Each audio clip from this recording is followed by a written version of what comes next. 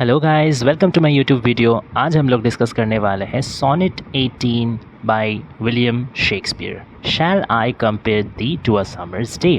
ये बहुत ही famous sonnet है उनका, या कहा जाए तो द फेमस सोनेट भी कह सकते हैं। एटलीस्ट द मोस्ट फेमस नहीं भी हो तो one of the most famous तो ये बिल्कुल है। बहुत ज़्यादा इसको एंथोलॉजाइज़ किया जाता है, बहुत ज़्यादा इसको पढ़ा जाता है, बहुत ज़्यादा इसको रेकमेंड किया जाता है। ठीक है, अब इसमें इतना ख़ास क्यों है? ठीक है, ये सोनेट इतना फेमस क्यों है? क्योंकि इसमें पहले बात तो ये फेयर यूथ ग्रुप में आता है, जो 1 से लेकर 126 सोनेट तक फेयर यूथ सीरीज़ है शेक्सपियरियन सोनेट्स का, तो उसी में सोनेट 18 भी आता है। तो इस सोनेट 18 के ज़रिए शेक्सपियर कह रहे हैं, पोएट कह रहे हैं कि उनका जो फेयर यूथ है, यानी जो ब्यूटीफुल यंग मैन जिनका प्रति वो अपना ट्रू पैशन और डीप लव व्यक्त करते आए हैं सोनेट्स में, तो उनको वो यहाँ पे कंपेयर कर रहे हैं। उनका ब्यूटी को, फेयर यूथ का ब्यूटी को, फेयर का चार्म को वो कंपेयर कर रहे हैं एक समर्स डे के साथ। ठीक है, लेकिन उनको ठीक वो पसंद नहीं पड़ रहा, क्योंकि समर्स डे ब्यूटीफुल तो है, इसमें कोई शक नहीं है, लेकिन उसमें इटर्निटी नहीं है, उसमें कॉन्स्टेंसी नहीं है। कभी कभी सूरज बादल से ढक जाता है, ठीक है, कभी कभी बहुत ज़्यादा गर्म हो जाता है, कभी कभी थोड़ा कम मतलब ठंडा हो जाता है। तो इसमें है ना, कोई कॉन्स्टेंसी नहीं है, कोई एक समानता नहीं है, प्रोपोर्शन नहीं है। It has no symmetry, it has no constancy. लेकिन जो शेक्सपियर का लवर है, जो फेयर यूथ है, वो लेकिन बहुत ही कांस्टेंट है, वो बहुत ही माइल्ड नेचर्ड है, उनमें कोई उतार चढ़ाव नहीं है। ठीक है, so he is far superior than summer's day. तो यही मेन उन्होंने अपना पोएम के ज़रिए व्यक्त करने का कोशिश किया है। और इसमें थोड़ा सा पोइट्री का भी उन्होंने गुणगान गाया है कि जितना दिन तक आदमी रहेगा, जितना दिन तक पढ़ा जाएगा पोइट्री, उतना दिन तक मेरा पोइट्री भी ज़िंदा रहेगा, और मेरा पोइट्री के ज़रिए मेरा फेयर यूथ का ब्यूटी भी ज़िंदा रहेगा। ओके, तो अब लाइन बाय लाइन इसका जब एनालिसिस हम लोग करेंगे, तब इसको और डीपली समझेंगे, इसका हिडन मीनिंग को भी, मोटिव को भी हम लोग बढ़िया से समझेंगे। तो आइए शुरू करते हैं, let's start. Shall I compare thee to a summer's day? क्या मुझे तुमको कंपेयर करना चाहिए एक समर्स डे के साथ? ओके, दी मतलब यहाँ यू, ये ओल्ड इंग्लिश है, ठीक है, दी यानी यू। तो मुझे क्या तुम्हारा तुलना एक समर के दिन के साथ करना चाहिए? ठीक है, अब यहाँ पे एक बात सबसे पहले ये बता देता हूँ कि समर्स डे को ही यहाँ पे तुलना के लिए क्यों चुना गया। हम लोग का दिमाग में आ सकता है कि पोएट कुड चूज स्प्रिंग को चूज़ कर सकते थे। स्प्रिंग इतना ब्यूटीफुल सीज़न है, स्प्रिंग इतना प्लेजेंट सीज़न है, समर क्यों चूज़ करने की? समर में तो इतना गर्मी है, समर में तो उतना ज़्यादा खूबसूरती भी हम लोग को देखने के लिए नहीं मिलता। बट यहाँ पे एक चीज़ आप लोग ध्यान रखिए, he is talking of an English summer, not obviously of an Indian summer. ठीक है, क्योंकि इंडियन समर सीज़न में खूबसूरती तो आप बात रखिए, उसमें तो इतना स्कॉर्चिंग हीट और इतना अनप्लेजेंट वेदर होता है कि उसको कोई प्लेजेंट चीज़ के साथ तुलना करना ही मतलब एकदम बेतुका सा बात है। यहाँ पे इंग्लिश सीज़न ऑफ समर का बात किया गया, क्योंकि इंग्लैंड में क्योंकि एक हाई लैटिट्यूड कंट्री है, तो उसमें ऐसे ही ठंडा बहुत ज़बरदस्त पड़ता है। ठीक है, तो जब वहाँ पे गर्मी का सीज़न आता है, तो तब भी गर्मी का सीज़न में भी वहाँ टेम्परेचर 30-32 से ऊपर नहीं जाता। ठीक है, तो एक तरीके से हम लोग को यहाँ स्प्रिंग में जिस किस्म का प्लेजेंट वेदर रहता है, ठीक है, ब्यूटीफुल एम्बियंस रहता है, वहाँ इंग्लैंड में या कोई भी यूरोपियन कंट्रीज़ में आप इन जनरल मान लीजिए, समर सीज़न में वही चीज़ वहाँ देखने को मिलता है। तो इसीलिए ज़्यादातर इंग्लिश लिटरेचर में आप लोग देखेंगे कि जब भी पोएट हो या कोई पोएम, नॉवल, ड्रामा, कुछ में भी कोई प्लेजेंटनेस को समझाने का बात आता है, ठीक है, या कंफर्टेबल कुछ वेदर या कंफर्टेबल कोई चीज़ का सिंबलाइज करने का बात आता है, तब ज़्यादातर समर को ही यूज़ किया जाता है। ठीक है, विंटर को वहाँ लेकिन डेथ और डीके और कन्फ्लिक्ट के साथ तुलना किया जाता है, क्योंकि वहाँ पे विंटर हम लोग का विंटर जैसा नहीं है। हम लोग का इंडिया गर्म कंट्री, इसलिए हम लोग का यहाँ विंटर आरामदायक है। ठीक है, वो लोग का वहाँ विंटर में माइनस के नीचे तापमान चल जाता है, एकदम सब कुछ फ्रीजिंग, चिलिंग हो जाता है, वो विंटर तब अनबियरेबल हो जाता है। ठीक है, तो इसलिए वहाँ पे विंटर को हमेशा एक तरीके का डेथ या डीके या सफरिंग, इस तरीके का पेनफुल चीज़ों के साथ वहाँ कन्फ्लिक्ट मतलब सिंबलाइज किया जाता है। और समर को हमेशा अच्छा चीज़, कंफर्टेबल चीज़ के साथ किया जाता है। इसलिए शेक्सपियर भी सोच रहे हैं कि तब तुमको, मेरा जो लवर हो फेयर यूथ, क्या तुमको मैं एक ब्यूटीफुल और प्लेजेंट समर्स डे के साथ तुलना करूँ? ठीक है, ये उनका मन में एक आया है, अभी तक वो कन्फर्म नहीं है, वो जैसे पूछ रहे क्या मैं करूँ, करना सही होगा। अब देखिए आगे में क्या वो बोलते हैं, thou art more lovely and more temperate. तो आप जो हो, दाव मतलब भी यू होता है, आर्ट मतलब ARER, जैसे ASMR होता है, तो वहीं आर का ही ओल्ड वर्जन था आर्ट। ठीक है, तो दाउ आर्ट मतलब you are more lovely and more temperate, तुम लेकिन और भी ज़्यादा सुंदर हो, ठीक है, तुम लेकिन और भी ज़्यादा माइल्ड हो। टेम्परेट यानी यहाँ पे एक माइल्डनेस का बात किया जा रहा है, ठीक है, एक इन बिटवीन अवस्था, मतलब what is not very extreme, बहुत ज़्यादा हॉट भी नहीं, बहुत ज़्यादा कोल्ड भी नहीं, एक इन बिटवीन प्लेजेंट वेदर का जैसा, ठीक है। अब यहाँ टेम्परेट शब्द का एक और भी मीनिंग निकल के आता है जो हम लोग रिलेट कर सकते हैं टेम्परेंस के साथ। टेम्परेंस मतलब क्या होता है कि जो बैलेंस्ड मूड रहता है, बहुत ज़्यादा गर्म मिजाज का नहीं, एकदम ठंडा दिमाग का, ठीक है, काम एंड कंपोजर माइंडसेट, ठीक है, उसको हम लोग टेम्परेंस बोलते हैं। सहनशीलता, एकदम स्थिरता वाला सोच, मानसिकता। तो यहाँ पे दोनों का ही टेम्परेट वर्ड के ज़रिए वो दोनों चीज़ को ही बता रहे हैं। एक तो वो बता रहे हैं कि जैसे टेम्परेट सीज़न होता है, यानी कि बहुत ज़्यादा हॉट भी नहीं, बहुत ज़्यादा कोल्ड भी नहीं, तो एकदम प्लेजेंटनेस जैसे वेदर में रहता है, ठीक वैसा ही प्लेजेंटनेस मेरा लवर में भी है, ठीक है। और प्लस उनका सिर्फ उसका फिज़िकल ब्यूटी में ही मतलब ये समानता या ये शांति या ये एक आराम का सुकून हम लोग को नहीं मिलता, सिर्फ फिज़िकल ब्यूटी में ही नहीं, उनका इनर ब्यूटी भी उतना ही आरामदायक है, इनर ब्यूटी भी उतना ही प्रशांतिदायक है, ठीक है। So he is, I mean the lover of Shakespeare, the fair youth is externally also very temperate in case of his beauty, and internally also very temperate in terms of her mind, her mood, okay। उनका मिजाज भी बहुत अच्छा है और खूबसूरती भी उनका बहुत टेम्परेट है, okay. Rough winds do shake the darling birds of May. Rough winds मतलब जो यहाँ पे बहुत स्पीडी विंड्स, ठीक है, तूफ़ानी हवा का बात कर रहा है, स्टॉर्मी विंड्स का बात किया जा रहा है। Do shake the darling birds of May. अब क्या होता है कि जो मे का जो डार्लिंग बर्ड्स यानी यहाँ पे ब्लॉसम का बात किया जा रहा है, ठीक है। जनरली रोज़ को हम लोग समझ सकते हैं, ठीक है, कि जो भी या कोई भी फ्लावर या इन द सेंस रोज़ को भी ज़्यादा स्पेसिफाई किया जा सकता है कि darling in the sense very beautiful, very dear. तो मई का महीना में जो एकदम रोज़ या कोई और भी फ्लावर जस्ट ब्लॉसम होता है, तो अब जाहिर सा बात है कि जब कोई फ्लावर एकदम जस्ट ब्लॉसम होने लगता है तो वो बहुत ही डेलिकेट रहता है, तब बहुत सॉफ्ट रहता है। तो वो सॉफ्टनेस, वो डेलिकेसी को जो रफ़ विंड्स होता है ना, वो शेक करके चल जाता है। रफ़ विंड्स उसको मतलब ठीक से हैंडल नहीं कर पाता, उसको रफली हैंडल करता है, ठीक है। उतना गर्म हवा, थोड़ा सा ज़ोर से हवा रहेगा तो that is not a very good treatment for those very delicate, बहुत नाजुक, बहुत नरम फूलों के लिए वो सही ट्रीटमेंट नहीं है, ठीक है। And summer's lease hath all too short a date. लेकिन समर का जो लीज है, लीज यानी कि यहाँ ड्यूरेशन, ठीक है, स्थायित्व, कितना दिन के लिए समर रह रहा है उसका बात किया जा रहा है। तो समर्स लीज यानी समर्स ड्यूरेशन, हैथ यानी कि यहाँ हैज़ फिर से कोल्ड इंग्लिश टर्म है, इसका मतलब है इसका मॉडर्न काउंटर पार्ट होता है हैज़, HAS, हैज़, ठीक है। समर्स लीज यानी summer's duration has all too short a date, मतलब समर का जो ड्यूरेशन होता है बहुत ही कम समय के लिए होता है, ठीक है। समर बहुत ज़्यादा देर के तो रहता नहीं, वहीं कुछ 2-3 महीने के लिए, तो that is not a very long time, that is quite very short time. तो ये कुछ समर का फ्लॉ है, समर का कुछ 1-2 ये कमियां हैं। क्या कमियां हैं? सबसे पहले तो जो रफ़ विंड्स है कि जो नरम फूलों का बड रहता है, ठीक है, उसको जो गर्म, जो ऐसा तूफ़ानी जैसे बीच बीच में जो रफ़ हवा आती है वो उसको हिला करके चल जाती है, वो उसको मतलब उसका डेलिकेसी को डिस्टर्ब करके चल जाती है। ये है पहला खराबी समर का। दूसरा खराबी क्या है कि summer is not eternal, summer is not long lasting, summer is very short, ठीक है, वो बहुत कम समय के लिए रहता है, थोड़ा देर बाद फिर समर तो चल ही जाएगा, कहाँ ज़्यादा दिन के लिए रहने वाला है।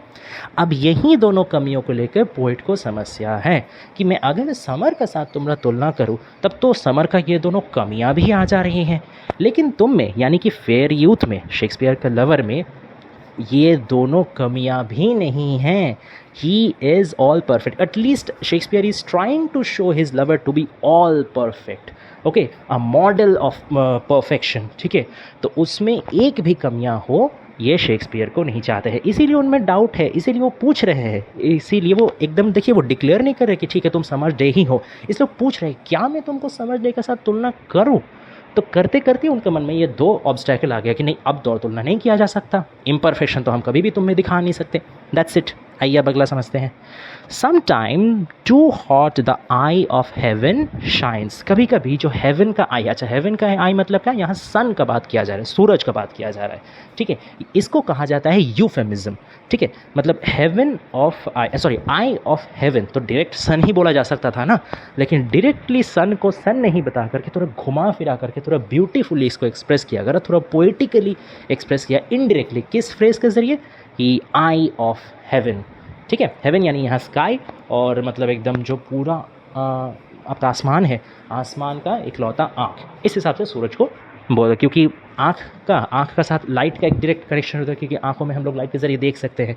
तो पूरा आसमान में द सोर्स ऑफ लाइट, ठीक है, रोशनी का मतलब जो सोर्स है वो कौन है? सूरज ही ना है दिन के टाइम में। तो इसीलिए उसको हेवन ऑफ आई नहीं, आई ऑफ हेवन बोला गया था। इसको यूफेमिज्म बोला जाता है इस फिगर ऑफ स्पीच को, कि घुमा फिरा के कुछ ब्यूटीफुली बोलना कोई भी नॉर्मल चीज़ को, okay. And often is his gold complexion deemed. Dim मतलब होता है कि थोड़ा सा धुंधला हो जाना, थोड़ा सा फेडेड हो जाना, ठीक है। जो ब्राइटनेस होता है वो डिक्रीज हो जाना, ठीक है। एंड ऑफन इज हिज, और क्या होता है उसका मतलब हिज यानी यहाँ सन का बात किया जाए, सूरज का जो गोल्ड कम्प्लेक्शन है, कम्प्लेक्शन मतलब यहाँ कलर, ठीक है। एक्चुअली कम्प्लेक्शन को हम लोग स्किन कलर के लिए यूज़ करते हैं, ओके। सो सूरज का जो कलर है, जो गोल्डन कलर है, जो ब्राइट येलो कलर है, वो लेकिन हमेशा सेम नहीं रहता है। वो कभी कभी लेकिन थोड़ा फेड हो जाता है, कभी कभी उसका जो रोशनी है, कभी कभी उसका जो ब्राइटनेस है कलर का, वो थोड़ा सा कम हो जाता है। क्यों? अच्छा क्यों, अब बताइए तो क्यों ऐसा होता है कि सूरज का जो रोशनी है वो कभी कभी कम हो जाता है? ये एक्चुअली क्लाउड्स का मेंशन यहाँ पे इनडायरेक्टली पोएट ने करना चाहा है, कि कभी कभी आसमान में जब बादल आ जाते हैं तो वो तो सूरज को कभी कभी ढक देते हैं। In that time the brightness of the sun, sun का जो मतलब रोशनी है, जो ज्वलता है, वो कम हो जाता है। इसीलिए बोला जाए कभी कभी उसका गोल्ड कम्प्लेक्शन खराब हो जाता है। And every fair from fair some time declines. बहुत इंपॉर्टेंट लाइन है, very very very important line, ध्यान से समझिए। Every fair from fair some time declines. तो हर फेयर चीज़ से उसका फेयरनेस कभी ना कभी कम हो ही जाता है। तो जो पहला फेयर है, एवरी फेयर, तो पहला फेयर यानी फेयरनेस या फिर ब्यूटी, ठीक है। और दूसरा फेयर मतलब है ब्यूटीफुल। दैट मीन्स यही पोएट कहना चाह रहे हैं कि हर ब्यूटीफुल चीज़ से उसका ब्यूटी कभी ना कभी डिक्लाइन हो ही जाता है। डिक्लाइन यानी डिक्रीज, कम हो जाना, घट जाना, ठीक है। ऐसा कोई भी ब्यूटीफुल चीज़ नहीं है, ऐसा कोई भी लवली चीज़ नहीं, चाहे वो कितना भी खूबसूरत चीज़ क्यों ना हो, पूरे यूनिवर्स में भी सबसे ज़्यादा खूबसूरत चीज़ क्यों ना हो, समय का साथ साथ हर खूबसूरत चीज़ का खूबसूरती कम हो ही जाता है। चाहे वो कोई ह्यूमन ब्यूटी हो, चाहे वो कोई नॉन ह्यूमन ब्यूटी हो, लिविंग ब्यूटी हो, नॉन लिविंग ब्यूटी हो, कोई भी चीज़ हो, समय का साथ साथ, एजिंग का साथ साथ, डेथ का आने के साथ साथ, हर चीज़ का ही ब्यूटी, हर चीज़ का ही आउटवर्ड शाइन, हर चीज़ का लश्कर कब थोड़ा थोड़ा थोड़ा करके कम होता ही है, ओके। तो ठीक वैसे ही जैसे सूरज, आप सोचिए सूरज इतना खूबसूरत चीज़ है, इतना ब्राइट चीज़ है, ठीक है, जब उसका भी कम हो जा रहा, ठीक है ना, कब मतलब परमानेंटली कम तो नहीं रहा, कभी कभी जब बादल आ जा रहा है, सोचिए बादल का और सूरज में, ऑब्वियसली सूरज कितना बड़ा चीज़ है, सूरज कितना ब्राइट चीज़ है, लेकिन बादल आकर के उसको उतना बड़ा और महान सूरज का ब्राइटनेस को ढक दे रहा, ब्यूटी को कम कर दे रहा। तो यही एक प्रमाण है कि नेचर में, पूरा जगत संसार में कोई भी ब्यूटीफुल चीज़ नहीं है जो हमेशा के लिए उतना ही ब्यूटीफुल अपना ब्यूटी बरकरार रखे, कभी ना कभी कम होता ही है, ओके। बाई चांस और नेचर्स चेंजिंग कोर्स अनट्रिम्ड। तो ये जो ब्यूटी, हर ब्यूटीफुल चीज़ से उसका ब्यूटी घटता है, ये कैसे घटता है? ये दो तरीके से घटता है, पोएट ने दो तरीका बताया है। या तो बाई चांस, या तो ये मतलब एक्सीडेंटली घटता है, ठीक है, एकदम मतलब कोई रूल रेगुलिस्टिक, कोई सिस्टमैटिकली नहीं, कभी कभी बाई एक्सीडेंटली भी कुछ हो जाता है। जैसे आप मान के चलिए, मैं ह्यूमन का एग्जाम्पल देके समझाता हूँ। कोई बहुत ब्यूटीफुल, मान लीजिए लेडी है, कोई बहुत ब्यूटीफुल मैन है, ठीक है। अब उसका अगर कल चल के उसका कुछ एक्सीडेंट हो गया, ठीक है, तो या फिर मान लीजिए कुछ उसका मतलब स्क्रैच आ गया, या कहीं उसका मुंह जल गया, या कुछ भी हुआ, तो ये तो एक एक्सीडेंट है, ये तो कोई प्लान किया हुआ चीज़ है नहीं। तो इससे भी तो उसका ब्यूटी बर्बाद हो सकता है। कि मान लीजिए कोई बहुत सुंदर खूबसूरत चीज़ है, बाई चांस वो हाथ से गिर के टूट गया, तो भी तो उसका ब्यूटी बर्बाद हो सकता है। तो बाई चांस मतलब बाई एक्सीडेंट, ठीक है, अनप्लान्ड वे में भी ब्यूटी कम हो सकता है या फिर प्लान्ड वे में भी, नेचुरल वे में भी हो सकता है। और वो नेचुरल वे क्या है? Nature's changing course untrimmed. ठीक है, तो नेचर का जो चेंजिंग कोर्स है, नेचर का कोर्स क्या है, नेचर का लॉ क्या है, नियम क्या है कि हम हर समय चेंज होता रहेगा। Change is the only unchangeable thing in this world, in this universe. ये पूरा यूनिवर्स में अगर कोई एक कांस्टेंट चीज़ है तो वो है परिवर्तन। ठीक है, परिवर्तन ही अपरिवर्तित रहता है। थोड़ा सा पैराडॉक्सिकल स्टेटमेंट है, बट ये सच है। आप सोच के देखिए, यहाँ दुनिया में हर चीज़ कभी भी एक समान नहीं रहेगा, बस एक ही चीज़ हमेशा होता रहेगा। वो क्या है? वो है परिवर्तन या चेंज। तो उसी का बारे यहाँ पे बताया गया है कि जो भी चीज़ है वो चेंज तो होगा ही, जो भी ब्यूटीफुल चीज़ हो उसमें चेंज आएगा ही। Okay, but thy eternal summer shall not fade. लेकिन आपका, दाई मतलब फिर से ओल्ड इंग्लिश है, दाई यानी your, Y O U R your, but your eternal, eternal मतलब कि एकदम अमर। ठीक है, फॉर एवर। ठीक है, एकदम कभी ना ख़त्म होने वाला, नेवर एंडिंग। ठीक है, इटर्नल।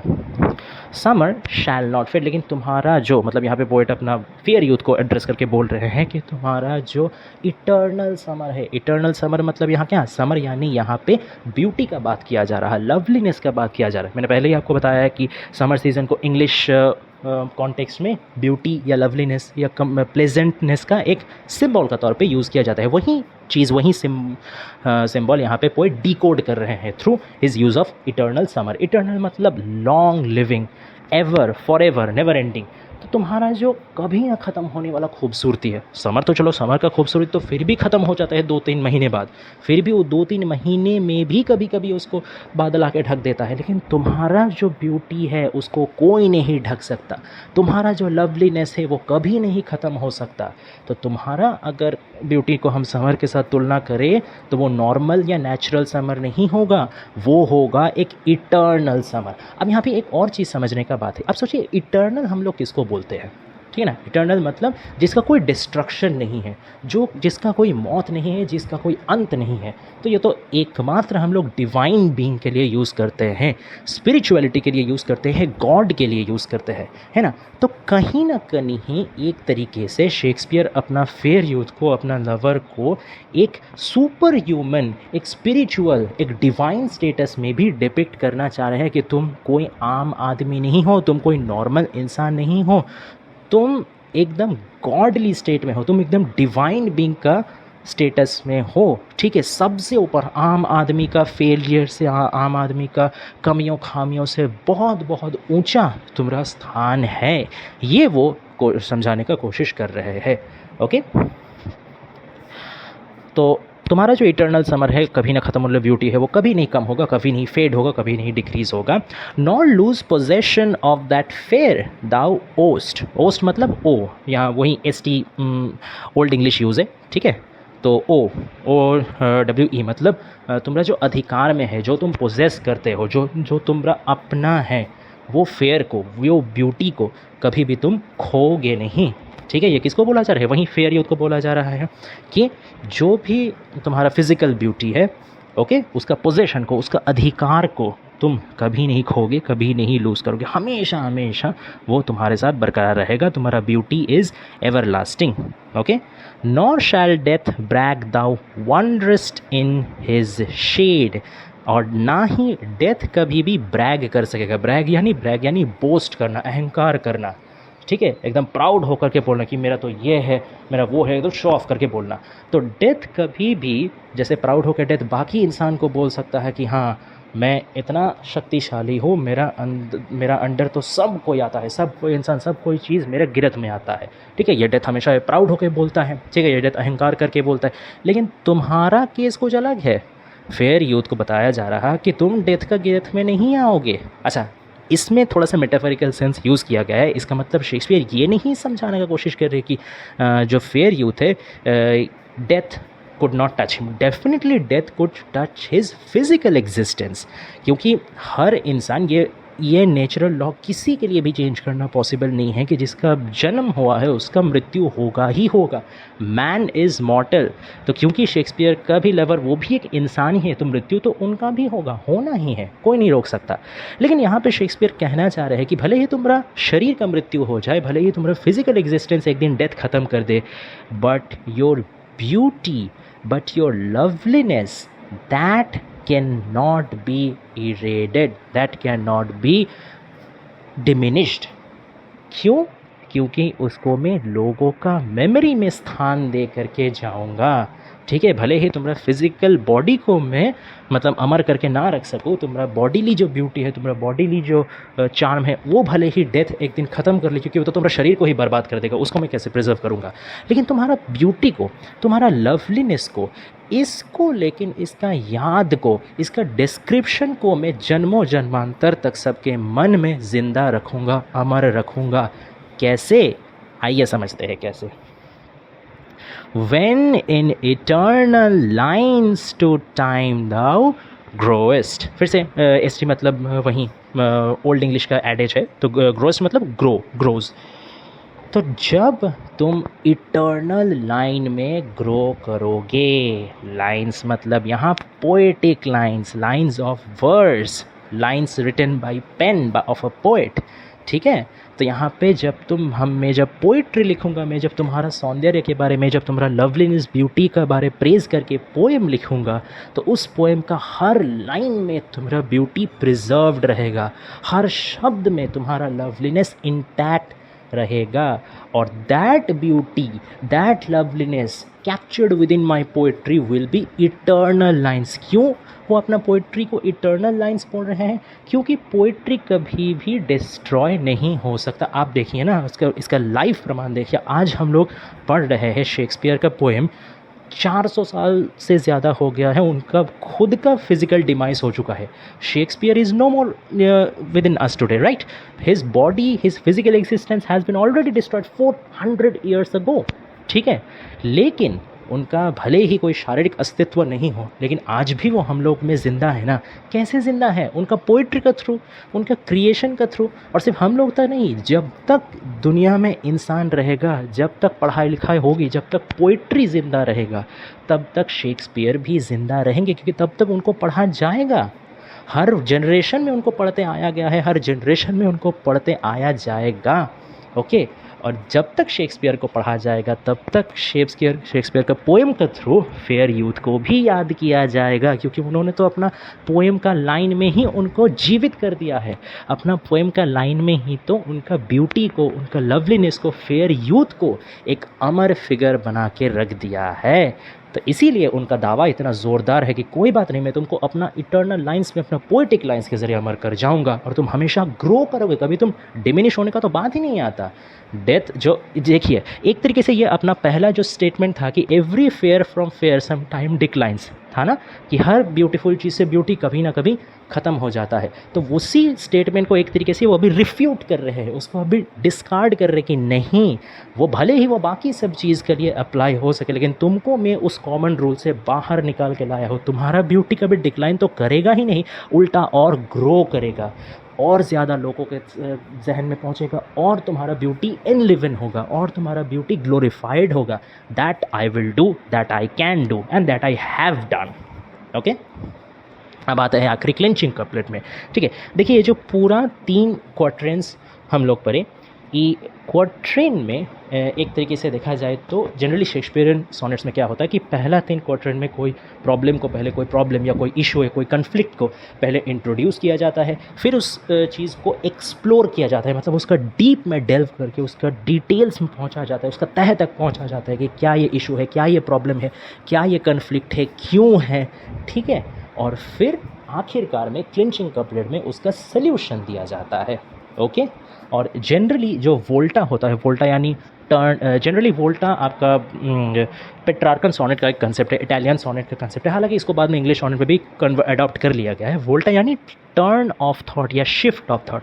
जनरली जब पोएट अपना सोनेट में कोई प्रॉब्लम या कोई कन्फ्लिक्ट को लेकर डिस्कस करते करते जब वो अपना थॉट को शिफ्ट करते हैं, जब प्रॉब्लम सेंट्रिक थॉट से वो सोल्यूशन सेंट्रिक थॉट में मूव करते हैं, जब कोई कन्फ्लिक्ट से निकल के वो सोल्यूशन की तरफ अपना थॉट को डायरेक्ट करते हैं, वही चेंज ऑफ मोमेंट को हम लोग वोल्टा कहते हैं। ठीक है, तो यहाँ पे हालांकि वोल्टा आप लोग देख सकते हैं आया है थर्ड क्वार्टरन में, but thy eternal summer shall not fade, क्योंकि पहला दोनों क्वार्टरन में वो क्या कर रहे थे, वो कंपेयर कर रहे थे कि मैं क्या तुमको समर के साथ कंपेयर करूं, लेकिन नहीं कर सकता, क्योंकि समर तो बहुत शॉर्ट है, समर में तो बहुत ऊंच नीच है, समर टेम्परेट नहीं है। ठीक है, उसमें रफ विंड्स है। ठीक है, ऐसा सारा चीज़ बता रहे थे। आखिरकार लेकिन फिर थर्ड क्वार्टरन में शुरू में ही उन्होंने क्या बताया, लेकिन तुम्हारा समर कभी भी शॉर्ट लिव्ड नहीं होगा, तुम्हारा समर होगा इटर्नल। ठीक है ना, तुम्हारा समर इटर्नल होगा, तुम्हारा ब्यूटी नेवर एंडिंग होगा। तो ये क्यों, ये एक चेंज ऑफ थॉट है। ये थॉट का चेंज उनमें क्यों आया है, क्योंकि अब वो रियलाइज़ कर चुके हैं अपना पावर को, अपना पोइट्रिकल पावर को, the power of a poet. ठीक है, ये वो रियलाइज़ कर चुके हैं और इसी पावर को यूटिलाइज़ करके, यही शक्ति को उपयोग करके वो चाहते हैं कि अपना प्यार को अमर रूप दान करना, जो कि वो कर भी चुके हैं। ओके, और जो क्लिंचिंग कपलेट है यहाँ पे एक तरीके से पूरा सोनेट का जो क्रस्ट होता है, पूरा सोनेट का जो जिस्ट होता है, उसको समराइज तौर पे प्रेजेंट किया जाता है कि पूरा सोनेट में जो कहने का कोशिश किया गया उसका ही एक कंक्लूडिंग, ठीक है, एक वर्डिक्ट स्टेटमेंट में उसको पेश किया जाता है। तो यहाँ भी देखिए वही किया गया, so long as men can breathe और आइज़ कैन सी, जितना दिन तक इंसान सांस ले सकेंगे या आंखें देख सकेंगी, ठीक है, so long lives this and this gives life to thee मतलब जानते हैं ओल्ड इंग्लिश यू। ओके, तो उतना दिन तक ये ज़िंदा रहेगा और ये तुमको भी ज़िंदा रहेगा। अब ये मतलब क्या, ये मतलब बताइए तो, ये मतलब क्या है? सही समझे हैं, शेक्सपियर का ये पोएम, शेक्सपियर का पोइट्री, जो eternal lines of his versus, उसी को यहाँ पे दिस बोला गया है कि मतलब जितना दिन तक इंसान सांस लेंगे या जितना दिन तक आंखें देखेगी। अब इसका मतलब क्या है, इसका मतलब है फॉरएवर। ठीक है ना, इंसान सांस लेना बंद करेगा मतलब क्या है, यहाँ पर कोई पर्टिकुलर इंसान का बात लेकिन नहीं किया गया है, यहाँ पे पूरा मानव जाति का बात किया जा रहा है, पूरा ह्यूमन काइंड का, ह्यूमन रेस का बात किया जा रहा है। मतलब जब तक ये पूरा धरती में एक भी इंसान बचा रहेगा, सांस लेगा, आँखों के द्वारा देखा जाएगा, that means the whole forever till human race is present in this earth, तब तक का बात यहाँ पे किया जा रहा है। तब तक ज़िंदा रहेगा। कौन ज़िंदा रहेगा? मेरा वर्स ज़िंदा रहेगा, मेरा पोइम ज़िंदा रहेगा। क्यों इतना अश्योरेंस के साथ वो क्यों बोल रहे हैं? क्योंकि उन्हें बहुत अच्छे से पता है कि जब तक इंसान ज़िंदा रहेगा तब तक पोइट्री भी ज़िंदा रहेगा, और जब तक पोइट्री ज़िंदा रहेगा तब तक शेक्सपियर का लाइन भी ज़िंदा रहेगा। This he knows very very well. ठीक है, और फिर क्या आता है, फिर क्या कंक्लूजन निकल के आता है कि अगर मेरा पोइम उतना दिन तक ज़िंदा रहा तो इट्स क्वाइट ऑब्वियस कि मेरा पोएम का ज़रिया जो कुछ चीज़ बताया गया है वो भी ज़िंदा रहेगा। मतलब तुम भी ज़िंदा रहोगे, फेयर यूथ, तुम्हारा ब्यूटी, तुम्हारा लवलीनेस भी ज़िंदा रहेगा for ever and ever and ever. देखिए कितना स्ट्रॉन्ग स्टेटमेंट है ये, है ना। This is what he has express through his sonnet. अब यहाँ पे एक दो कुछ चीज़ हम लोग जो डीपर मीनिंग भी समझना हम लोग को पड़ेगा। एक दो चीज़ में चलिए हम लोग थोड़ा सा वो सिंबॉलिक चीज़ भी थोड़ा सा कनेक्शन समझ लेते हैं। जैसे अगर हम लोग आ जाए सन पे, ठीक है, यहाँ पे जो सन का साथ उनका एक तरीके से कंपैरिजन किया गया कि सन का तो कम्प्लेक्शन कभी कभी डिम हो जाता है, ठीक है, बादल आके उसको ढक देते हैं, ठीक है। तो यहाँ पे सन लेकिन सिर्फ यहाँ ब्यूटी या फिज़िकल लवलीनेस या एक्सेलेंस या परफेक्शन का ही सिंबल नहीं है। थोड़ा आप अगर साउंड पे थोड़ा ध्यान दे, देखिए SUN सन, इसको भी हम लोग सन प्रोनाउंस करते हैं, और SON सन यानी कि बेटा, इसको भी हम लोग लेकिन सन ही प्रोनाउंस करते हैं। तो फोनेटिकली अगर हम लोग देखें तो एक सिमिलैरिटी है, एक सेम्बलेंस है, एक सादृश्य है किस दोनों में, सन यानी सूरज और सन यानी बेटा में। तो सन मतलब यहाँ सन ऑफ गॉड यानी जीसस क्राइस्ट, ठीक है, क्रिश्चियनिटी एक तरह से। तो सन यहाँ पे एक लेवल पे क्रिश्चियनिटी को भी सिंबलाइज करता है, ठीक है। तो एक तरीके से देखा जाए तो वो क्रिश्चियनिटी का साथ या जीसस क्राइस्ट का फिगर के साथ या पूरा रिलीजियन के साथ, या आप कह लीजिए स्पिरिचुअलिटी रिलीजियस, उस चीज़ का साथ भी वो फेयर यूथ का कंपैरिजन कर रहे हैं और कहीं ना कहीं उसको रिलीजियस के ऊपर स्पिरिचुअलिटी का भी ऊपर स्थान दे रहे हैं। वो ये डिविनिटी का साथ उनका डायरेक्ट कंपैरिजन किया जा रहा है। एक तरीके से अगर हम लोग और देखें कि सन का साथ इनका कंपैरिजन करके सन को डिस्कार्ड कर दें, नहीं सन या समर्स डे तुम्हारे लिए, फेयर यूथ तुम्हारे लिए सही मतलब नहीं है, सही सिमिली नहीं है। क्यों? क्योंकि ये बार बार क्या होता है, बार बार चेंज हो जाता है। तो एक तरीके से ये जो सीज़न का चेंज होना, इसको हम लोग एक ह्यूमन लाइफ का साइकिल के साथ भी कंपेयर करके देख सकते हैं। ठीक जैसे एक ह्यूमन का बर्थ होता है, फिर धीरे धीरे वो मैच्योर होता है, फिर आगे कर उसका डिस्ट्रक्शन होना शुरू होता है, डीके होना शुरू होता है, ठीक है, और आखिरकार क्या होता है, उसका पूरा फिजिकल डिमाइज हो जाता है, अंत हो जाता है, डेथ हो जाता है। यही तो है ना पूरा साइकिल।